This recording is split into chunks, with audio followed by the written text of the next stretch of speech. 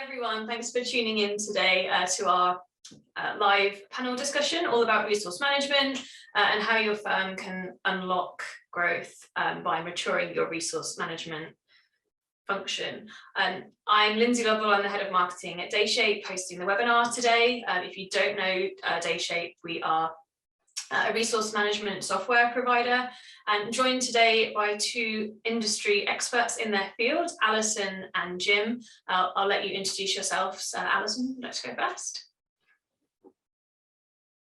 You're on mute. There we go. Let's start this again. I'm Allison Hovey. I'm the resource management leader for Pinion. I work in San Antonio, Texas, fully remote, and I was with a larger firm for almost 19 years and came to Pinion to start their resource management practice and just get the processes going, find a new tool and grow the team and really get a centralized resource management function up and running for Pinion.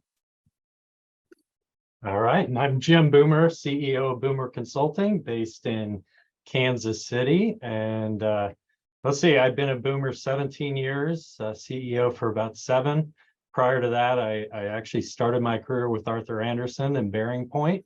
And we do a lot of work with the mid to large size firms, including Allison's firm. So looking forward to the discussion today, and thank you all for joining us. Thanks both. Yeah, so we've got kind of two main takeaways for you before we kind of get into the discussion. The first takeaway is that your outdated resource management is costing you. And that's because mainly the definition of resource management needs to evolve. Like there's so much more to it than just putting available people into gaps in the schedule. And that's why maturing resource management is about so much more than just efficiency gains. By having an outdated function, yes, it's costing you time, but it's also costing you revenue, and it's also costing you people either through a failure to attract talent or through a failure to return because you're burning them out or there's other frustrations. So this is one topic that throughout the discussion, we're going to dive into that to give you all a better idea of how this could be holding you back and how you could be unlocking growth by transforming your resource management. The other main takeaway is that can be managed in steps. So there are stages to this growth, there are stages to the maturity, and Jim and Allison will be sharing their experiences of how to unlock those benefits in a manageable way and the technology that you can use to support that transformation. And Lindsay, you're not the first person to call me Gary or call Gary Jim, so we're used to it. So yeah, before we get into that as well, I think it helps to have a framework of what we mean when we say resource management maturity. So this is going to serve as a good visual for you and we're going to pin our discussion around this framework. And there are 5 stages that we've identified at Dayshape. And you can kind of categorize your firm into one of these based on 3 areas. One being the processes and the structure in place. Secondly, the tools or the software that are used. And thirdly, the perception of resource management in the firm and the value that it's bringing and the strategic value that it's bringing. However, it's not quite as simple as it might seem, because you could have different service lines within the firm, different locations in the firm at different stages of this journey. You could be more mature in processes than you are in technology, or vice versa. So there are different layers to it, and it's too much to get into to really articulate where you might be in this journey. But I'm going to go through each stage at very, very quick high level. Just so as we go into the discussion, you kind of have a mental model of where you might be currently. And throughout this discussion, we're going to dive into some of these areas and talk around some of the benefits and the challenges and how to mature. So as we go through that discussion, please use the Q&A to get your questions in, because we want this to be as interactive as possible. So yeah, just firstly that level set. So stage 1 This is characterized by a lot of firefighting. It's very manual, so it's very reliant on spreadsheets, on emails, lots of meetings, and it's reactive, right? So it's not strategic, it's not forward planning, and a lot of time is lost, and yeah, a lot of resources are heavily underutilized as a result. And it's also quite an admin intensive stage too as a result. Moving on to stage 2, there will be resource management processes in place, but they're quite informal. While they exist, they might be different in different teams. Fee earners are probably spending too much of their time doing the resourcing. There's probably not a dedicated resource manager or any kind of centralized resourcing in place here. And that lack of visibility on availability ultimately leads to resource hoarding, which means there's low utilization and low unity across the firm as a result. In terms of what technology is used here, as I mentioned before, it's probably a combination of spreadsheets alongside practice management tools or PSA tools that do have a kind of scheduling function within them. Within stage 3, which honestly is not a bad place to be, there's dedicated resource managers, there's dedicated resource management tools, but generally here utilization is still a problem because firm-wide availability is still a problem. So there's that incremental gain that can still be had, pockets of underutilization and burnout throughout the firm. And we see it quite common here, firms that have gone through a lot of M&A, or they're fast growing and there's different processes, different technology, different ways of doing things across the firm. And there's that real need to consolidate when firms are kind of in this stage. You may also find that if you do have tools, you've got a few super users that you're heavily reliant on that really know the system inside out.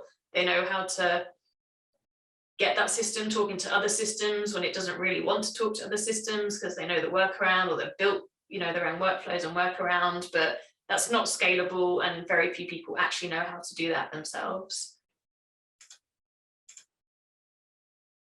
Moving on to stage 4, I don't like to lead by saying technology, but this really is technology enabled resource management. So in terms of the benefits or what resource management looks like in stage 4, there'll be centralized resourcing. That hoarding by managers is gone because the resources belong to the firm. They don't belong to managers, they don't belong to teams. There's improved forecasting and capacity planning. Utilization has increased, but without creating burnout as a result. The staff are happier because they know that work is being scheduled fairly and objectively, and they're getting access to the type of work they want to be doing. And there's also access to financial information easily, so you can course correct when an engagement might be going off track proactively. And the reason I say technology enabled is because the technology piece really is critical to make all of those benefits possible by having that integrated technology stack that is modern and automated to a degree. And finally, stage 5. This is the holy grail of resource management. I don't know anyone here, so do not beat yourselves up if you're not. But this is really like resource management has moved beyond efficient to full effectiveness. There's flexible automation that can be used as and when resource managers want to, and it really frees up resource managers or the resource management office to focus on those big picture strategic decisions, really align themselves to the firm's objectives, and they've just completely moved away from the admin intensive resource management. So with that whistle stop tour in mind, you've hopefully that's all given you all on the call an idea of kind of where you are at the moment. But yeah, Jim, just coming to you, sort of what sort of questions should a firm sort of be asking themselves to kind of figure out where they are on their resource management journey? Yeah, as you pointed out, it's not not the easiest thing to figure out right where you are. And there may be some elements where you feel like you're stage one, some that you feel like you're stage three. But I think you have to start with leadership having a vision of where the firm's headed and how the talent strategy and the overall firm strategy is going to support them getting to that vision. So very high level, make sure that you've painted the picture for what the firm leadership wants the firm to be in 3, 5, 10 years. But then before you start getting into the execution and even plotting yourself, we often use the saying of all progress starts with the truth. And so while leadership may have their perspective and may feel like everything's working great, it may not be the same view from the people that are being managed as resources to the firm. And so getting their perspectives and opinions is critical. So it's not just, leadership in the room, kind of plotting out what they think is best. And one of the things that we see working very well is having external or third party doing the surveying. So you create kind of this independence. You can often get more honesty that way. People aren't worried about blowback if they think that the management leadership team is administering the survey. And so making sure that you're talking to people or getting perspectives from people that are not only in different functional units, but different levels within the organizations. Organization can really give you some insight into some of your areas that you're really good at, your strengths, some of your biggest challenges, and what are your opportunities to improve and move forward. And Allison, I know you're new to the role, and you're probably playing that third party external role too, just with coming from a different firm. Yeah, when I came in, they knew they needed resource management. They'd been hearing the resource management terminology for a while, but really were like, we don't know where to go. We've gotten a little bit of scheduling going, and essentially they were at that point of some projects were getting scheduled, the larger ones, and only associates, tax preparers are being scheduled and nothing else. They're like, okay, this is clearly not working anymore, especially as we grow. We need to get something that will work for now, but also will grow with us for the future, because we know we're going to continue to grow. And so it was interesting because my first several months, like I said, they brought me in just to kind of listen. So the first few months, they're like, just listen. And like you said, I went to the different functional leaders. I went to the market leaders. I went to our growth people, and basically just kind of interviewed everyone around the firm like that at different levels, and got all of their feedback, listened to what they had to say, and then just kind of sat on it a while, and essentially then pulled together a document that we're now working from, where it's like, okay, here's where things are at now. Here's how they're functioning. Here's what's working. Here's what isn't working. And here's where I see us getting to that point of making these things work and how we need to fix them. So I think that was really helpful, just coming in with no knowledge of the firm and its people and its clients, and only knowledge of resource management in the industry, and just listening to them. I think that was huge. So we just really, that was our big main step of kind of figuring out where do we want to go and pulling our roadmap together, was just listening to all the different parties involved and getting their feedback. And when you had that roadmap and that feedback, how did you kind of plot how to achieve that realistically? There was so much. I honestly will say that I kind of did multiple straw man first, and just kind of kept reorganizing. And I would talk to more people, go back so we could at least kind of pull in our prioritization of what we wanted to tackle first. I think we had the added challenge of we're working on process as well as a new tool. So it's kind of, figuring out what processes to change first, how we're going to utilize the new tool for that. So working on the process and the tool together, I think added a little more challenge. And as we kept reprioritizing, like what's first, what's second, we found it was more manageable. And this might have just been because we are doing process along with the new tool, but we just kind of broke it down into baby steps and little manageable bites for people. And we found that that's overwhelming them quite a bit less. Like they're just taking those little small bits and it's definitely helping. So I had grander plans to move forward faster and have since become more realistic that every little baby step we take, as long as we're on a forward trajectory, and we're continually asking for feedback from our client servers. Okay, what we're doing so far, what do you think of it? Or the people that are like, oh, I don't like this. What would you suggest? What do you think would work? So we're keeping that feedback in play with each little baby step we're making too.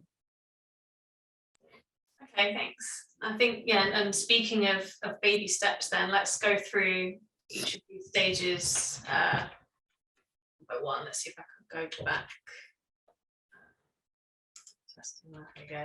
Stage one. So yeah, I think, arguably this is the biggest jump, right? Because if you're going from highly manual, highly reactive to, stage two, where there is some formality in place, that's arguably kind of the biggest change management or the biggest transformation in terms of the step change. So reflecting on both of your experiences, what were your biggest obstacles moving kind of away from highly manual spreadsheet driven resource management, and what advice do you have for firms as a result?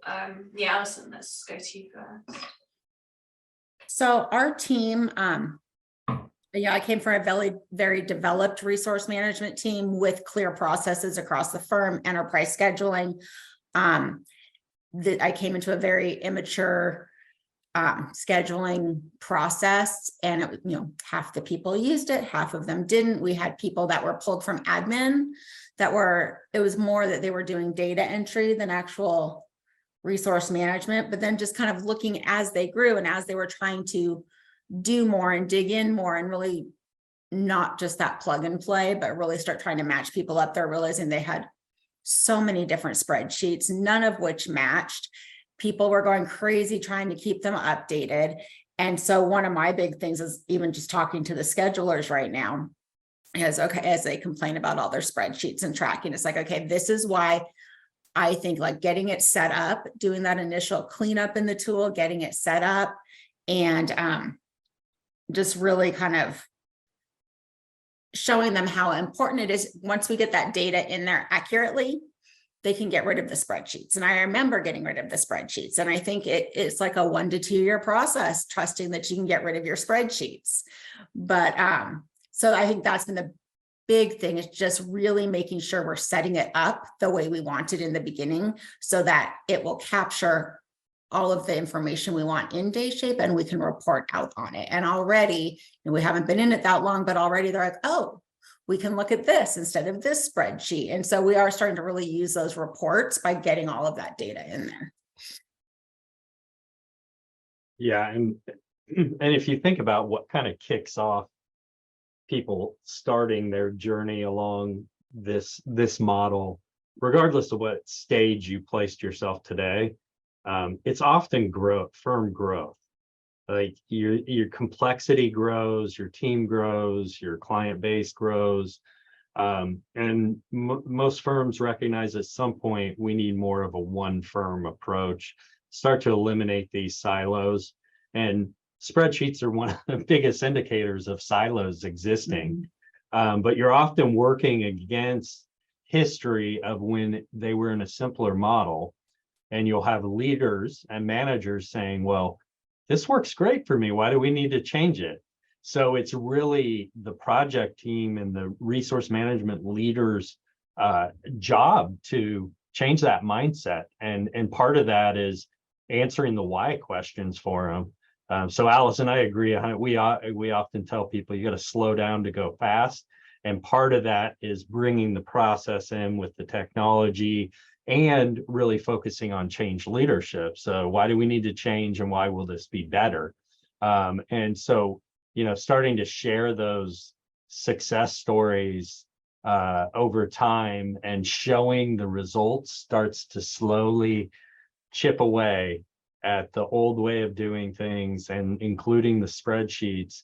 And another thing we often tell firms we're working with through this change process is 100% buy-in from day one is a myth. You need to get a majority, and you need to work on the influencers, but it's a journey, and it's a journey of continuous improvement. And over time, you start to bring some of the dissenters over to your side. But you have to start to get that positive momentum in those use cases that you can share and communicate out. So it's not easy. It's not easy to change, especially when there's a long-standing way that people have thought and behaved and approached this challenge.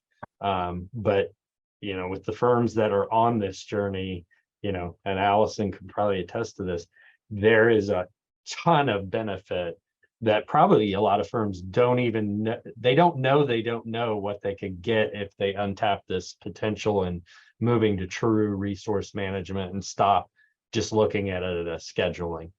Mm-hmm. Yeah, and that's what we've been really focusing on. And I will correct people repeatedly. We have it in different posts, but it's like scheduling is a component of resource management. It is not synonymous with resource management. So and just that is a huge change of thought for them. So just kind of working with those little pieces, and like what you were saying, just showing them the progress, even if it's small. Like right now, we're able to start going, okay, here's how much availability we have at these levels each week. They've never seen that.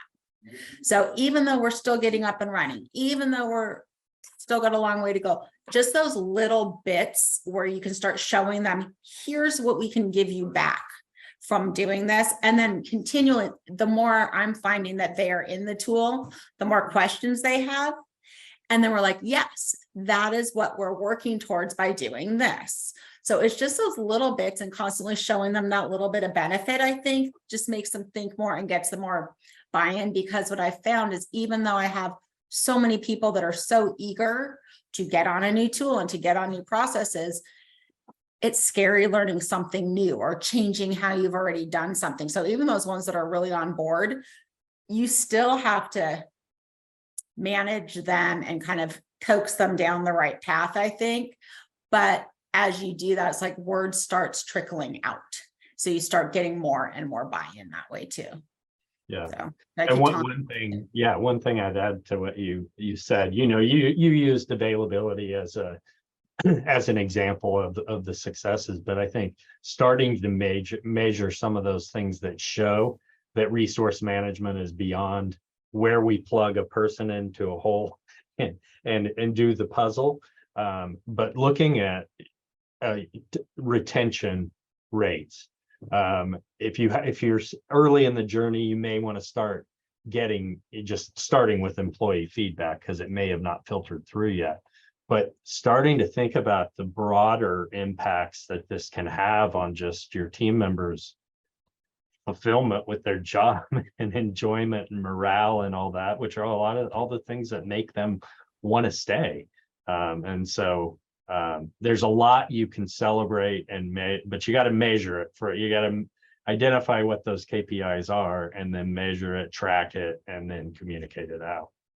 And I know one of our things that we've had regularly is people, because there wasn't any centralized resource management, and essentially people were just picking and choosing who they wanted to put on their jobs. There were a lot of our resources that were working on things. They had said they wanted to do something else. They had communicated it to their supervisor, but they kept getting pulled back in because there was no one to say no. So now we're letting them know, yes, you may still be working in some industries or markets that aren't your first pick. You're always going to have a little bit of that. But one of the things even that we put in the firm roadmap right now was getting people so that 80% of their work is in their desired market and function. So there's something that we're showing even at the staff level, like, yes, we're working with you to get you what you want, so you are happy in your career here. And here is a measurable goal that we are working together for you. Yeah, and I think I just want to go back as well, because we kind of you said about you know, it's more than scheduling, and you know, we need to change the definition of resource management. And I think it's a nice segue into stage 2, because often in stage 2 there are scheduling tools, you know, practice management tools do this. So yeah, I think on one of our previous calls, Allison, you said you realized you needed more than scheduling, you needed resource management. And so what were the real triggers that kind of led to that realization, and how, you know, for the firms on this call listening in, like, how will they know that they're also in that place? When I came in, they were already there. We were already, you know, they had already got, okay, we can't do any more than this. We need to formalize it. But essentially, it was just people were too spread out, and it was literally just plug and play. Everything was reactive. There was no strategic planning, no strategic strategy for assigning people, for leveraging accurately, for prioritizing clients and projects. There was none of that. People were just basically slotted in if they had time.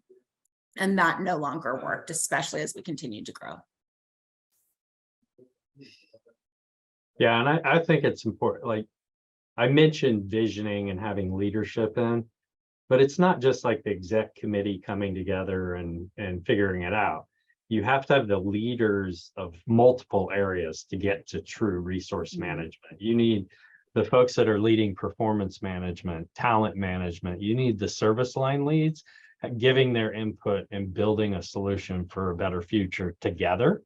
And so I think that is getting that alignment and getting that group together is one of the hardest parts. I think, you know, you have to go beyond just scheduling when you start to grow, but the signs are you've got spreadsheets to track everything. You see personal preferences happening among different offices, different partners. You see resource hoarding, which if we take it to the retention piece of it, that's often happening to our A players on our team. They have done a good job, and such a good job that they're going to work for the same partner that could for the whole career. And that may not align with what their career aspirations are. So if you really look and start to see that hoarding taking place, you're probably at an inflection point and an opportunity to move along the model and move into a different stage.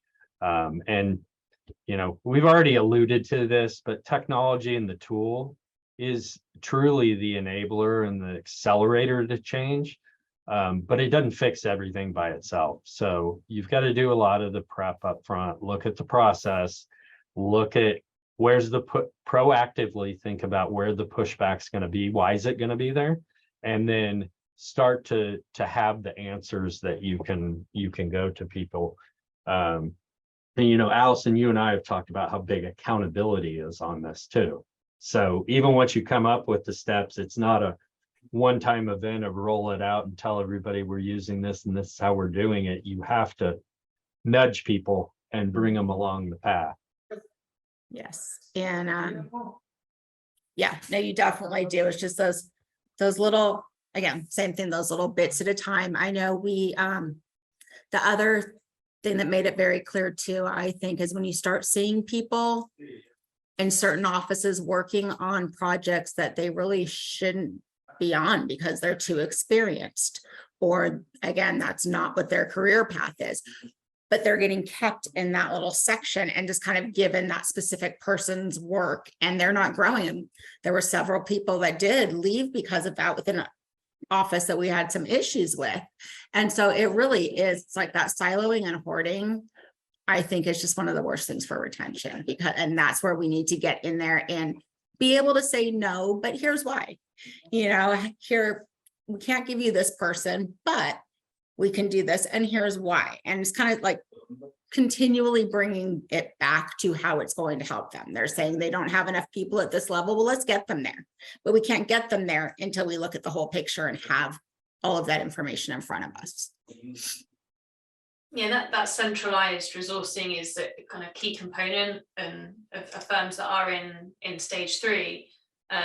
But is there, is there a lot of pushback towards that centralization as a strategy?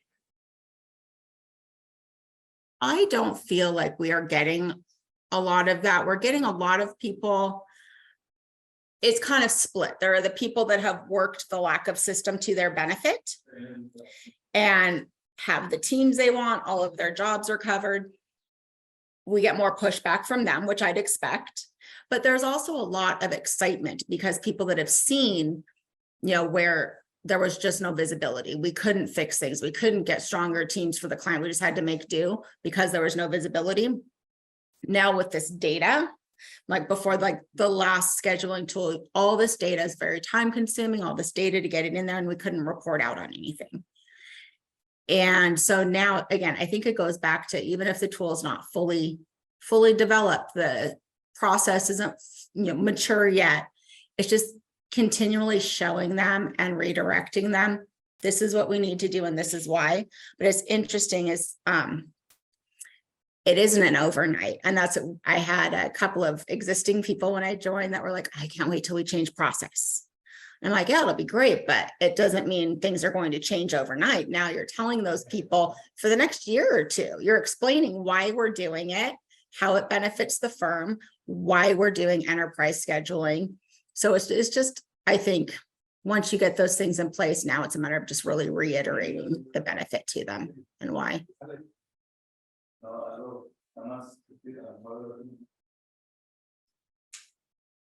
Just oops, rid of my slides. Okay. But yeah, I was just going to remind everyone as well to use the Q&A if you want to jump in with any questions on any of this. We're not going to do it at the end, so please do kind of get those questions coming in. And also just thinking what Jim was saying about getting the talent management and everything all in community. When I joined, there was essentially no communication between the people functions and the scheduling team at all. So they kind of, there, as we looked at, now we're all pulling, like I'm working with their learning and development, with the operations, with talent acquisition, with HR, and it's already coming together so much more. It just is allowing us better communication all around. Mm-hmm. Yeah. And I know when we talked previously, and on the topic of pushback too, is there's some validity to the pushback items we see, but in reality, it's only valid in the short term. It's not along those lines of slow down to go fast. It's all about how do I maximize being the most efficient right now. It's not supporting what's best for the firm overall and down the road, and creating processes and systems and behaviors that support the firm to continue to on that growth trajectory. And so, we've got a lot of firms that are like Pinion that are talking now about and actually executing on taking steps to strategize around how to centralize. But the reality is, and I think Lindsay, you alluded to this, very few have made it all the way across this model. And in a lot of ways, and not just in resource management, but all aspects of leadership of every organization, I would challenge that we should all be saying, we haven't made it yet. We can always be better and look at it. There's like this state, whatever your model is, if there's the perfect spot of stage 5 or fill in the gap, whatever it is, as a leader, you need to never be satisfied that you've reached the top of the mountain. How can we always be better? Because the environment, both in talent and with your clients, is going to continue to change. So we got to continue to push ourselves to be better. But I think that all comes down to top level leadership, them being committed to it, them being committed to holding not just the staff and managers accountable, their fellow partners, which is easier said than done oftentimes, because a lot of firms are still operating with the partnership mindset and haven't shifted to more of the corporate governance model. and they don't want to upset the apple cart and come down hard on their fellow partners. So that's a big part of it too, is just that true commitment and commitment to accountability. Mhm. And that is something we've been talking about. There's so many things that you know in your gut is going on, but you can't show it. So now we'll be able to show, whether it's reporting, whether it's, so many, well, reporting is amazing right now to be able to work with, but even the people like, we don't have enough people. We can now run those reports and go, actually, here's the hours that we're going to need. Here's how many people you have. You do, you're just not leveraging, but it's giving us that ability to hold people accountable. And it, like you said, I think the leadership and communication from leadership, like as we're doing this, they know there is not an option. This is the way the firm is going. And they have made it clear that they do intend to hold people accountable. So I think just that initial communication up front has helped what's a difficult process either way, has really helped it make it much more manageable to this point as well. Yeah. And regardless of the area firms are trying to change, if it's a big behavioral shift, if we're honest, it all kind of starts to come back to the partner compensation model of how successful you are. Because if it's just a verbal accountability warning and calling people out, that's really a slap on the wrist. But where we see firms successful is going, no, we're going to shift how people get paid. And that is a function that can really get people's attention and promote that shift in behavior. And once they see that when they change, they started to get paid more, then it kind of solves itself too. But a whole nother topic we could spend way more than an hour on. And what's your Allison, as kind of Pinion moves into stage 4 and hopefully stage 5 one day, what's your main lesson so far? Like what would you do differently? I think our timeline. Mm-hmm. We had a fairly aggressive timeline on rollout. I think I would have given it a little bit more time because we ended up needing that time. So we had to delay rollout a bit. So I think I would have been more conservative on rollout. And I do think that, like for training, we weren't able to do the initial training live. I would say next time I do a training for a brand new tool, it has to be live. Next time, if it's not ready, we push it. But I think just like not being able to show it live gave us a little bit more of a challenge for buy-in as we rolled it out and started teaching. So that's something I know I would only do live demos, live trainings now. And I think, but for the most part, I honestly think a lot of challenges that we've had aren't getting us into, I feel like we were kind of in stage 2 and I came, now we're 3 heading to 4. But I think a lot of why we are slower too is because did a large acquisition at the same time. So it kind of set us back to go forward again. But no, I think that's my big thing, is just really looking at that timeline. I would set realistic expectations on rolling out the new tool, what you're going to need for training, what you're going to need for setup and cleanup. And some of that you don't really know till you put your hands in it, how much cleanup or changes to the data you may have. But I think just more time to really get things set up so we could roll it out how we wanted. But I do think that the baby step method that we've been taking is working for the point that we're at right now, at least with getting the other offices involved and pulled in and getting the other firm in.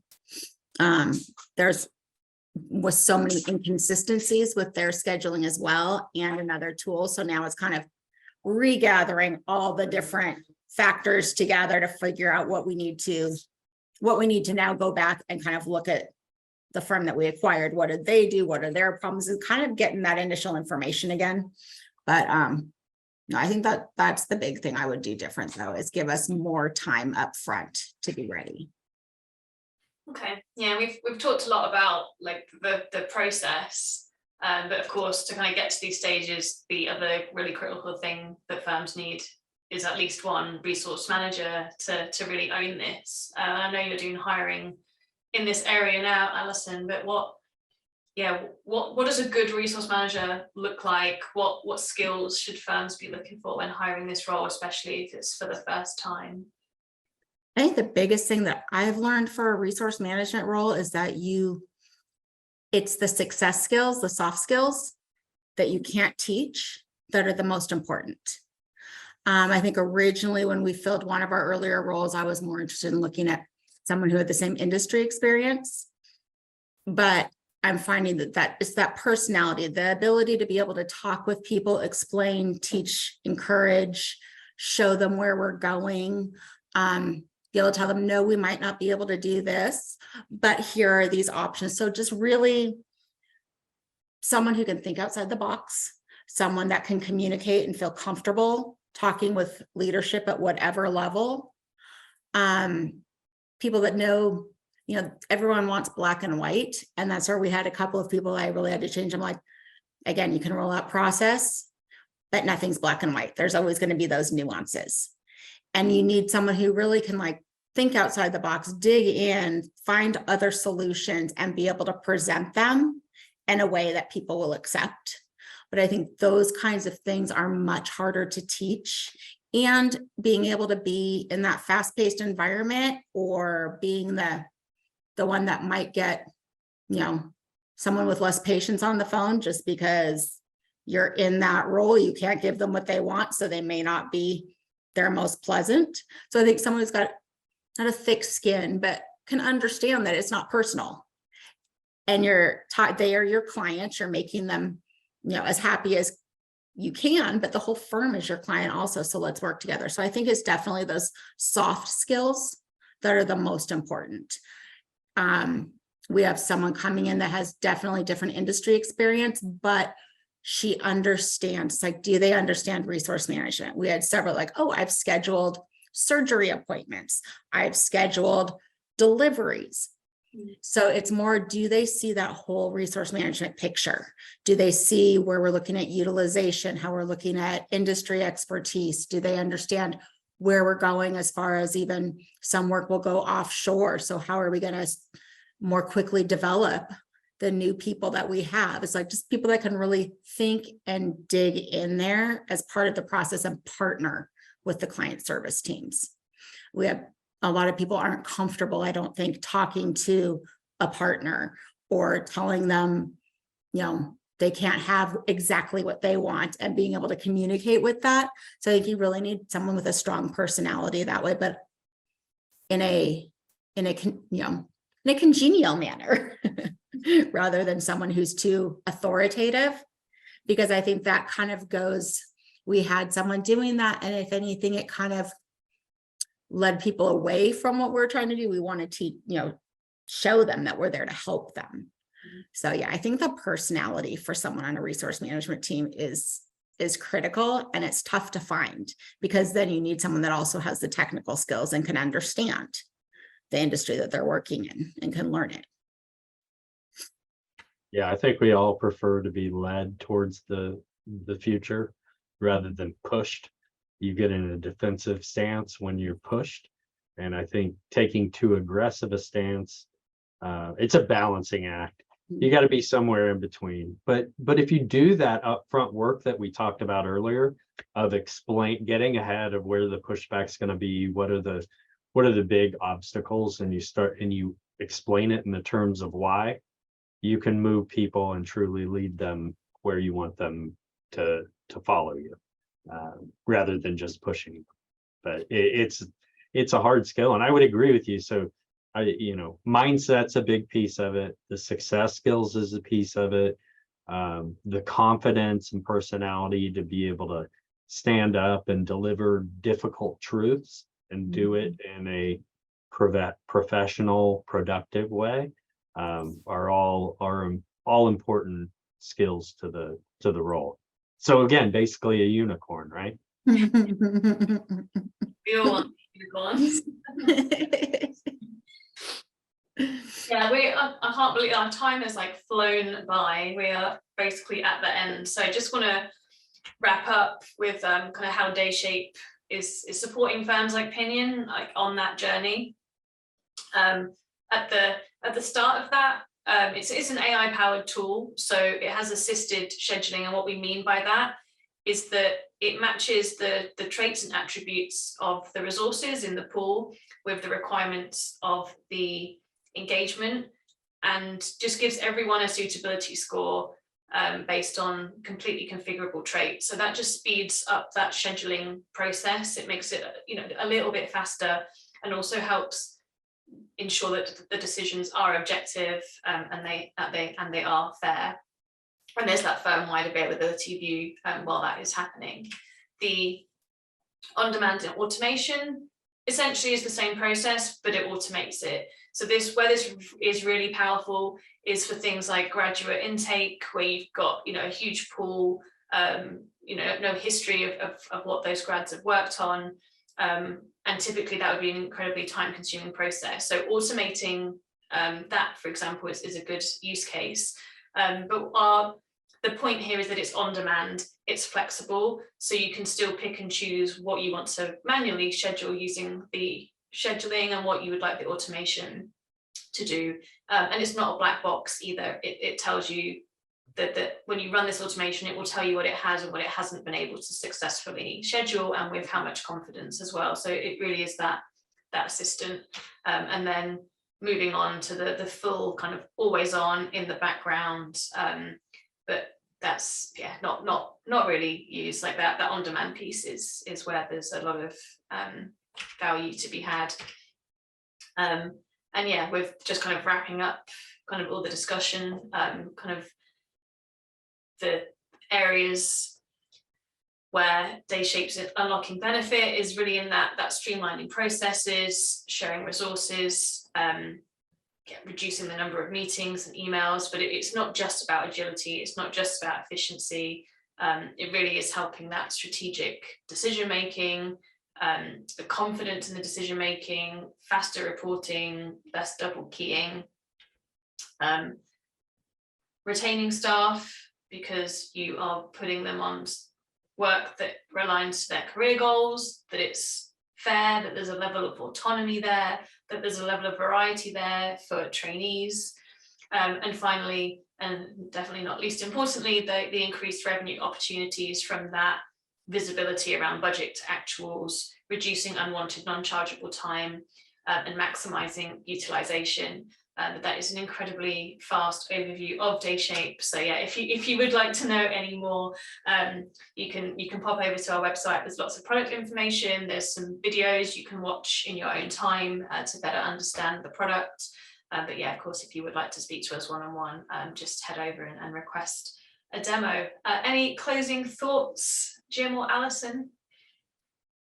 Well, I can share. There's one firm that we've worked with on this journey, and they're on the journey. They haven't achieved level 5 yet, but I when I think about, they spent a lot of time with the vision and what was their ultimate goal, and what it boiled down to was having the right resources with the right projects at the right time, and that was all about balancing. And I think your last slide kind of incorporated this, but they had balancing 3 things. So the success and profitability of a firm.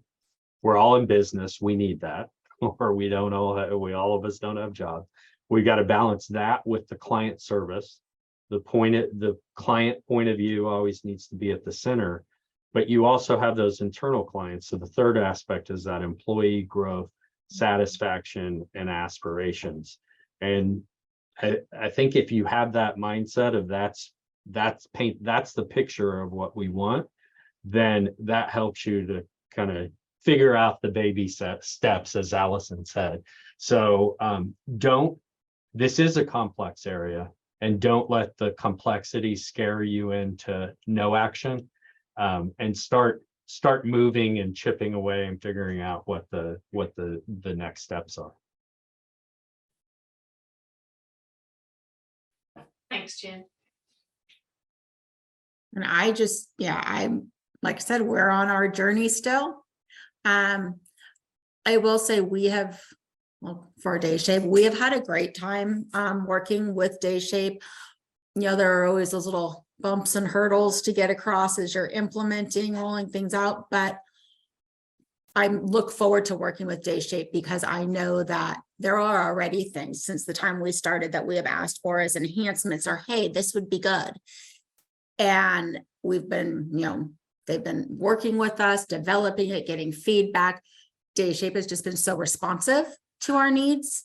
It's really been nice. So I look forward to kind of continuing the journey with y'all. Yeah, it's really nice to hear. Thank you for the feedback. Yeah, thank you both for the last hour of your time. Thank you everyone for joining us. I hope it's been fruitful, and we will send out a recording as well, so you can refer back to the discussion. And yeah, any questions, feel free to reach out to any of the panelists, and have a good rest of your day and week. Thank you. Thank you. Thank Thanks you. for having me.